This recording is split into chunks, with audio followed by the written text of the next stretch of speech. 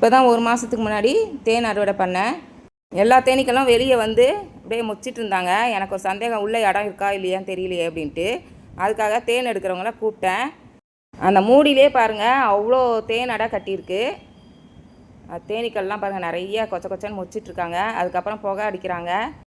இந்த தேன் அடையெல்லாம் கட் பண்ணி எடுத்து வைக்கிறாங்க. பாருங்கள் எவ்வளோ தேன் இருக்குது அதில்.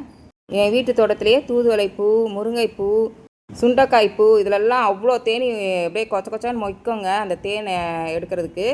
அந்த பூக்களின் தேனெல்லாம் எடுத்து சேகரித்தது தாங்க இந்த மாதிரி தேனெலாம் வந்திருக்கு நிறையா. வெளியவும் போய் தேனெல்லாம் சேகரித்து கொண்டு வந்திருக்காங்க. என் வீட்டு மாடி தோட்டத்திலேயே தேனீக்கள் வளர்க்குறதுனால எனக்கு இயற்கையான தேன் கிடச்சிருச்சிங்க. தினமும் வெறும் வயிற்றுல ஒரு ஸ்பூன் தேனை குடிச்சிட்டு வந்தோம்னா ரொம்ப நல்லதுங்க. எதிர்ப்பு சக்தி கிடைக்கும். அடிக்கடி சளியும் பிடிக்காது. உடலுக்கு ஆரோக்கியமான தேன் அறுவடை இன்றைக்கி செஞ்சாச்சுங்க.